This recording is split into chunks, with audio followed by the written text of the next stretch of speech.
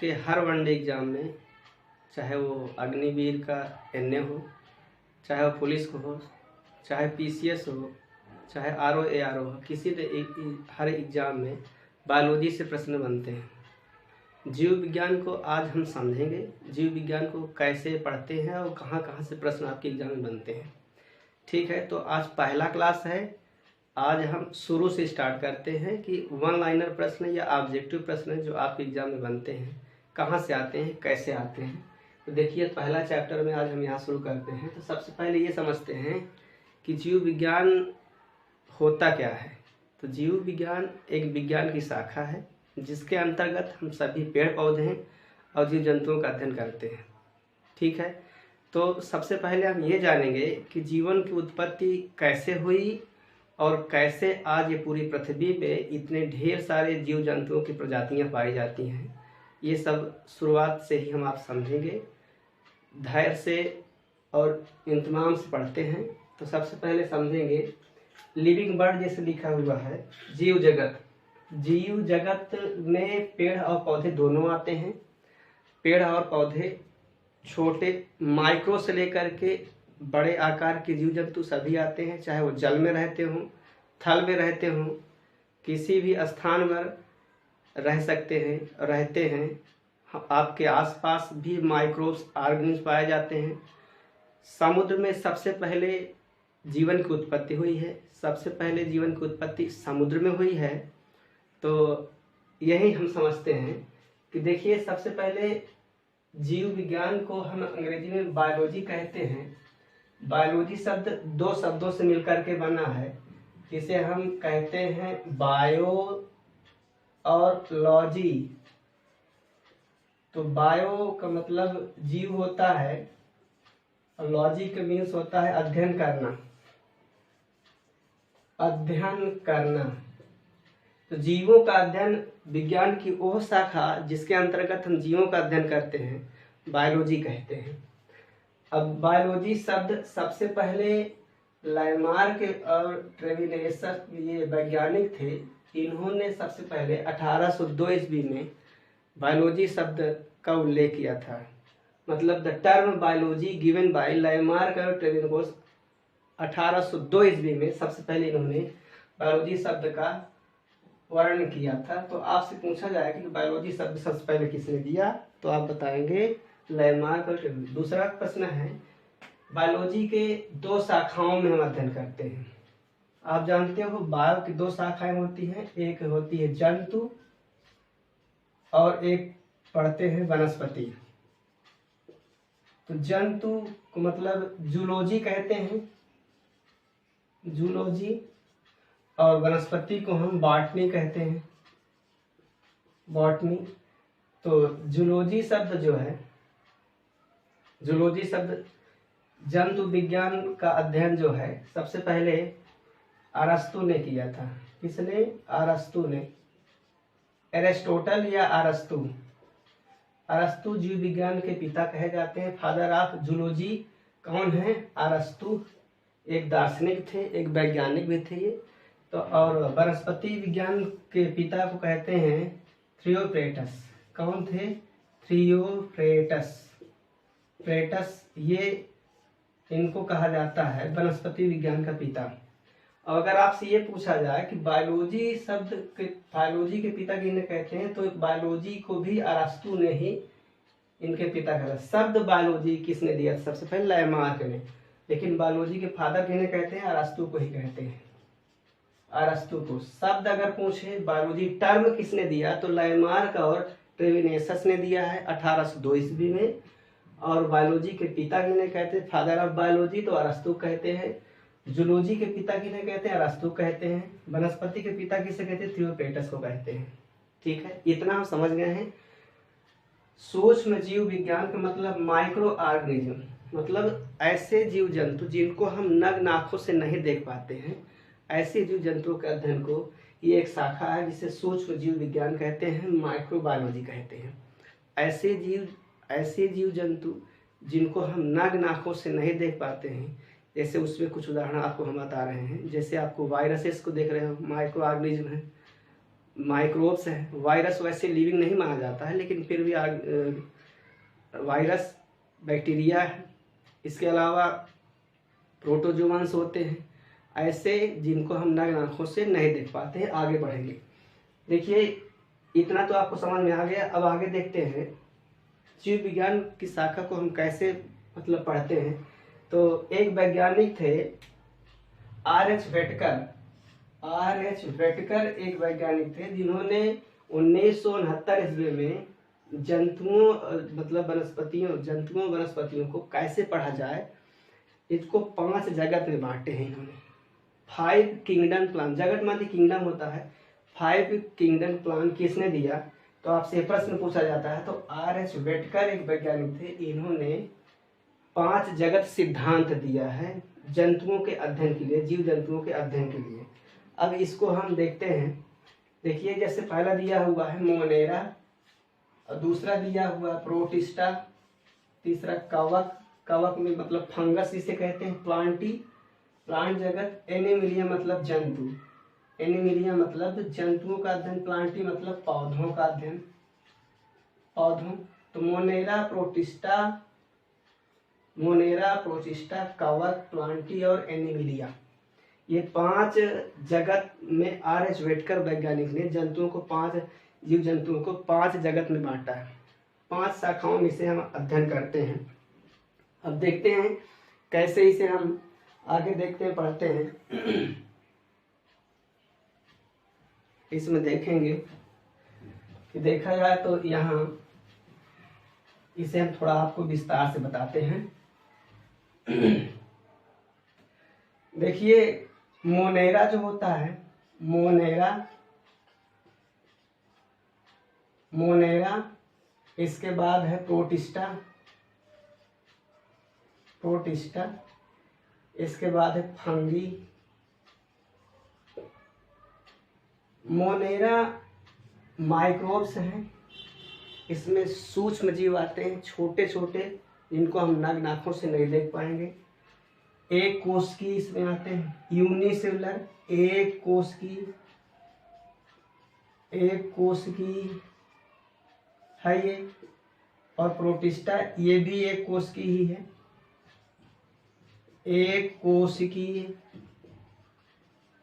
Protista में पढ़ते हैं। फंगी जो है जिसमें क्लोरोफिल नहीं होता, कवक होते हैं, ये एक कोश की के अलावा बहुकोश की भी होते हैं। इसके बाद प्लांटी आप देखते हैं, प्लांटी ये पौधों हैं, इसमें बहुकोश की होते हैं, मुख्य रूप से बहुकोश की। एनिमिलिया जंतु जगत, ये भी मुख्य रूप से मल्टीसेलुलर या बहुकोश की होते हैं। ठीक है। अब देखिए, अब यहाँ से ही हम आपको ये समझ लाएंगे कि कैसे जीवन की उत्पत्ति सागर में हुई। देखिए सबसे पहले जीवन की उत्पत्ति जो है वो समुद्र में हुई है। तो सबसे पहले जाहिर सी बात है सेल बना होगा। सेल की खोज रॉबर्ट हुक ने की, लेकिन लिविंग सेल की सेल जो है लीवेनहॉक ने किया था, लीनियस ने किया था सबसे पहले। तो देखो मोनेरा जो होता है, इसमें एक कोश की शुरू में मोनेरा के अंतर्गत क्या आते हैं ये हम आपको बताएंगे। प्रोटिस्टा में कौन कौन आते हैं और फंगे में कौन कौन आते हैं और प्लांटी में कौन कौन आते हैं। इसमें हम ये आपको बताएं कि ये दोनों एक कोश की हैं और ये एक कोश की और बहुकोश की दोनों है। प्लांटी बहुकोश की, जंतु बहुकोश की। इसमें केवल जंतुओं का अध्ययन करते हैं। प्लांटी में शैवाल से लेकर के शैवाल इसमें आते हैं। शैवाल मतलब एल्गी का अध्ययन करते हैं। और एल्गी के अलावा इस एल्गी के आगे देखेंगे तो ब्रायोफाइटा इसमें आता है। ब्रायोफाइटा जिसे उभयचर, प्लांट जगत का उभयचर वर्ग कहते हैं, इसे ब्रायोफाइटा उभयचर कहते हैं। प्लांट जगत का उभयचर ब्रायोफाइटा में पढ़ते हैं। शैवाल ग्रीन हो सकते हैं, पीले भी हो सकते हैं, कई कलर के होते हैं शैवाल। सबसे ज्यादा इस संसार में सबसे ज्यादा प्रकाश संश्लेषण साइनोबैक्टीरिया या फिर ब्लू ग्रीन एल्गे के द्वारा किया जाता है। साइनोबैक्टीरिया को किस में रखते हैं अभी बताएंगे। साइनोबैक्टीरिया इसमें आएगा। प्रोटिस्टा में मुख्य रूप से इसमें प्रोटोजोआ आते हैं। प्रोटोजोआ एक कोष की जंतु प्रोटिस्टा में पढ़ते हैं इसे। ये पर्णहरित इसमें नहीं होता है। इसमें मशरूम वगैरह आते हैं, एगेरिकस आते हैं, छत्रक मार्चेला आते हैं। ये सब पेंसिलिन इसी में आ जाता है, पेंसिलिन जिसे पढ़ते हैं। तो देखिए आगे शैवाल ब्रायोफाइटा, ब्रायोफाइटा के बाद फिर इसमें आ जाता है टेरिडोफाइटा, टेरिडोफाइटा, टेरिडोफाइटा। और टेरिडोफाइटा के बाद एक आता है जिम्नोस्पर्म, जिम्नोस्पर्म, जिम्नोस्पर्म के बाद आ जाता है एंजियोस्पर्म, एंजियोस्पर्म। अब देखिए ये इंग्लिश शब्द लग रहे हैं, हम आपको बता रहे हैं। टेरिडोफाइटा को फर्न भी कहते हैं या फिर वनस्पति जगह सर्प वर्ग कहते हैं, इसे सांप वर्ग कहते हैं। वनस्पति जगह का सांप वर्ग, सर्प वर्ग कहा जाता है। वनस्पति जगत का सर्प वर्ग कहते हैं।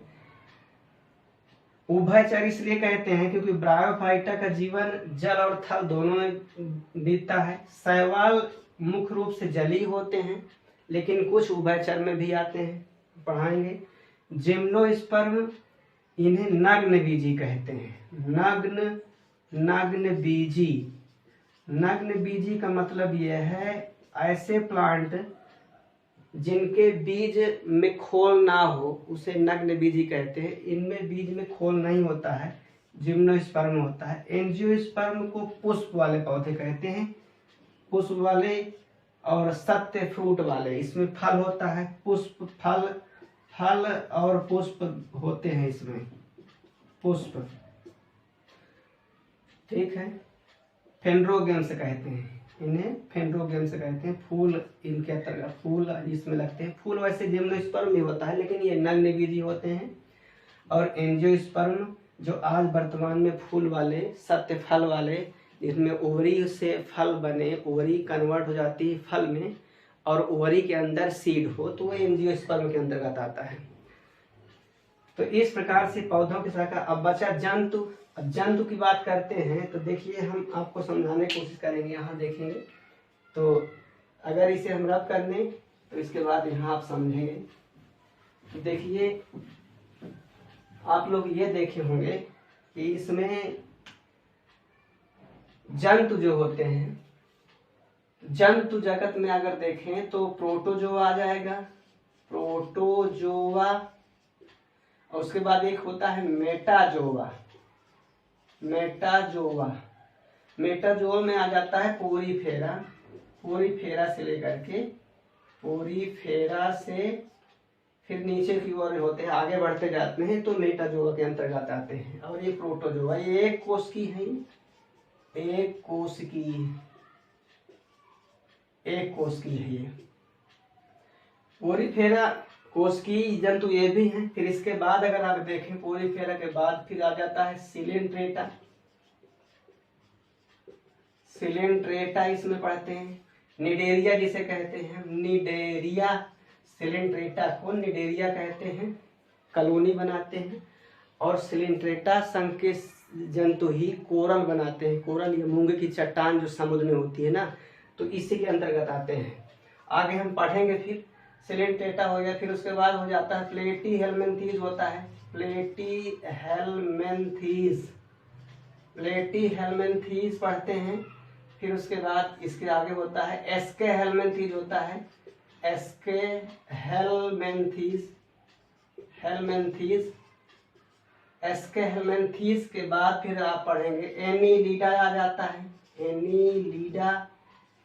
एनीलिडा के बाद फिर पढ़ते हैं, एनीलिडा के बाद फिर आर्थ्रोपोडा आ जाता है, आर्थ्रोपोडा। ऐसे जंतु जिनके शरीर खंड युक्त हो, आर्थो कीट वर्ग ही होता है एनीलिडा में, जिसमें आप केचुआ आता है। केचुआ आगे हम पढ़ेंगे, केचुआ और जोंक इसी में आ जाते हैं, जोंक केचुआ इसी में आते हैं। और इसमें फीता क्रीम वगैरह आता है। फीता क्रीम आप टेप वर्म, फीता कृमि इसमें पढ़ते हैं, कृमि टेप वर्म जिसमें होता है। ठीक है, आगे इसमें गोल क्रीम होते हैं, इसे कहते हैं गोल कृमि, गोल कृमि पढ़ते हैं।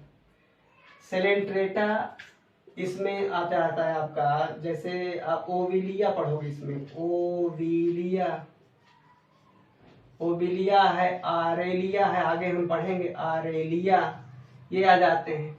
अब इसमें पोरीफेरा में साइकान है, क्या पढ़ते हैं, साइकान, साइकान स्पंज, स्पंज वर्ग इसमें पढ़ते हैं। अब इसमें आपको अमीबा, पैरामीशियम, यूग्लिना, यूग्लिना एक ऐसा जंतु है जिसे जंतु और पौधों की बीच की कड़ी माना जाता है। तो वहीं से जंतु और पौधों की ब्रांच बन गई है, 2 शाखाएं बन गई हैं।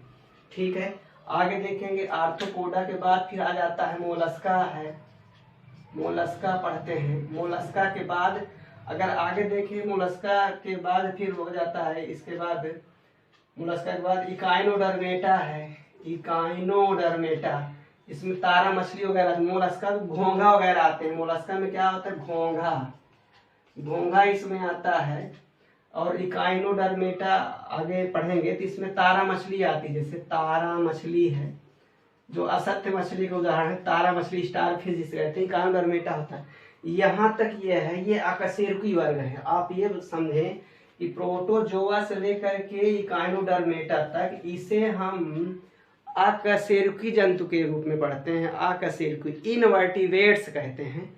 और इसके बाद फिर वर्टिवेट्स आ जाते हैं। वर्टिवेट्स में मछली से लेकर के स्तनधारी तक होते हैं। वर्टिवेट्स में अगर हम देखें तो मछली से लेकर के, क्या आगे देखेंगे, मछली से लेकर के, यहाँ हम थोड़ा सा कर रहे हैं, ध्यान दीजिएगा।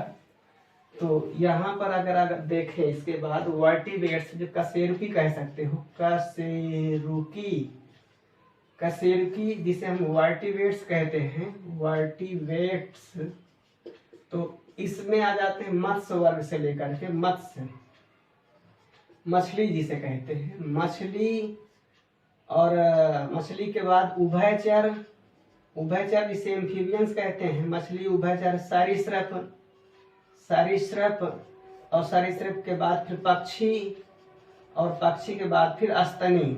अब देखिए, अभी आज की क्लास में केवल हम सामान्य परिचय बता रहे हैं, इनको सबको हम डीप से पढ़ाएंगे, समझेंगे कि कैसे जीव विज्ञान पढ़ा जाता है। ठीक है, आपके सभी वनडे एग्जाम के लिए बहुत महत्वपूर्ण होगा। बस आप लोगों को सहयोग की ज़रूरत है, और चैनल को सब्सक्राइब करिए, वीडियो को लाइक करिए, अपने दोस्तों को शेयर करिए। मैं विश्वास के साथ, दावे के साथ कहता हूं कि बायोलॉजी से जितने भी आपके वनडे एग्जाम से प्रश्न बनते हैं, यहाँ से आपको मिल जाएंगे। बस आपका सहयोग चाहिए और इस चैनल में जुड़े रहिएगा।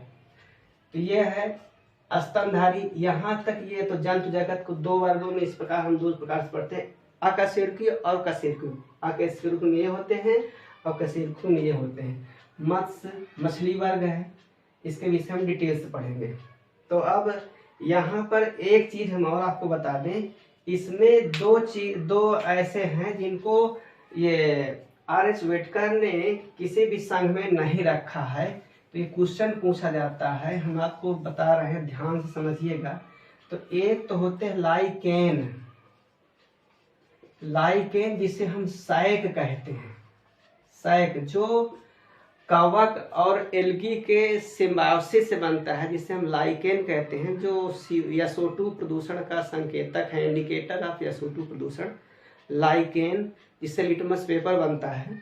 तो लाइकेन को आर.एच. वेटकर ने किसी भी जगत में स्थान इनको नहीं दिया गया है। लाइकेन के अलावा एक और है जिसे हम वो लाइकेन और वायरस, वायरस को भी किसी, वायरस मतलब विषाणु, विषाणु को भी किसी भी जगत में नहीं रखा, ना तो मोनरे में, ना तो प्रोटिस्टा में, ना तो कवक में, ना तो प्लांटी में, ना तो फिर एनिमिलिया में, किसी जगत में भी इनको जगह नहीं दी गई। तो आप एग्जाम में प्रश्न पूछा जाता है, लाइकेन है और वायरस को मतलब आर.एच. वेटकर ने 5 जगत सिद्धांत में नहीं स्थान दिया है। ठीक है, विस्तार से हम पढ़ेंगे। वायरस विषाणु है, वैसे वायरस को connecting link between living and non living things माना जाता है। मतलब जंतु और पौधों की बीच कड़ी तो यूग्लिना कहते हैं, लेकिन सजीव और निर्जीव की बीच कड़ी को वायरस कहा जाता है। तो वायरस में कुछ ऐसे लक्षण होते हैं जो निर्जीव जैसे और दिखाई देता है, और कुछ ऐसे लक्षण होते हैं जो सजीव के लक्षण होते हैं। तो सजीवों के लक्षण में जैसे एक उदाहरण आपको बता रहे हैं कि वो भाई अपनी संख्या में को वृद्धि करता है कब, जब किसी लिविंग शरीर या बॉडी या फ्लूइड में जो एंटर कर जाता है, प्रवेश कर जाता है, तब वो अपनी संख्या में गुणन कर लेता है। तो वायरस के सजीव के लक्षण है। निर्जीव के लक्षण ये है कि वायरस में भाई प्रोटोप्लाज्म एब्सेंट होता है, क्लोरोप्लाज्म नहीं होता है, और ये किसी भी बोतल में किसी भी स्थान में कभी मतलब रखा जा सकता है, इसलिए ये इसका निर्जीव लक्षण है। तो इसी प्रकार आगे हम पढ़ाएंगे, फंगी के विषय में पढ़ेंगे डिटेल से। आज केवल हम ये इतना आपको परिचय दिए कि बायोलॉजी को कैसे इस प्रकार पढ़ा जाता है, इस प्रकार पढ़ेंगे। ठीक है, एक और शब्द कुछ दिया हुआ, वर्गीकरण, क्लासिफिकेशन के जनक जो होते हैं कैरोलिनस लिनियस, इनका नाम सुने होंगे। ये 1707 से लेकर के 1778 तक इनका एरिया, मतलब उस समय के ये वैज्ञानिक थे, स्वीडन के रहने वाले थे। इन्होंने जंतु जगत के वर्गीकरण को मतलब क्लासिफिकेशन दिया है निर्जीव जंतुओं के। क्लासिफिकेशन का मतलब ये है कि कौन किस जंतु को किस वर्ग में रखा जाए, बड़ी बड़ी समस्या थी। तो इस प्रकार से उन्होंने ये बताया कि सबसे पहले किंगडम, जो अभी आप 5 किंगडम पढ़े हो, तो किंगडम सबसे पहले होता है।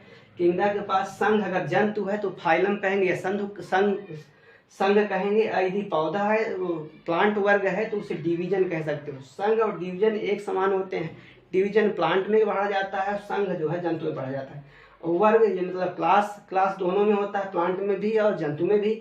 आर्डर भी दोनों में होता है, प्लांट और जंतु में भी। मतलब वर्ग के पास फिर आर्डर होता है, आर्डर के नीचे होता है फैमिली दोनों में होता है, प्लांट में जंतु में भी। फिर उसके बाद जीनस, जिसे हम गण कहते हैं, जीनस, और सबसे छोटी इकाई जाति होती है। तो आपसे अगर ये पूछा जाए कि वर्गीकरण की सबसे छोटी यूनिट या सबसे छोटी इकाई कौन सी होती है, आखिरी में तो जाति होती है।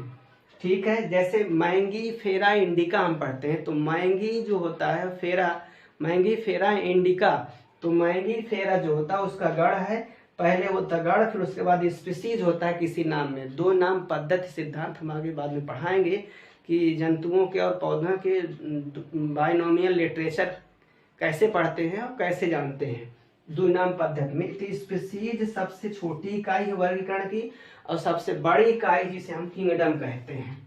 तो ये प्रश्न पूछा जाता है कि वर्गीकरण के सिद्धांत किसने दिया था। वर्गीकरण कैरोलिनस लिनियस ने दिया था। कहाँ के रहने वाले, स्वीडन के रहने वाले थे। तो सबसे पहला वर्गीकरण का पहला जो अक्षर होता है वो किंगडम होता है, और सबसे आखिरी में स्पीसीज पढ़ते हैं। स्पीसीज जैसे मानो कि स्पीसीज होमो सैम्पियंस हमारी स्पीसीज है, होमो जो है उसका जीनस है। तो इस प्रकार से आज क्लास में केवल थोड़ा से परिचय दिए हैं।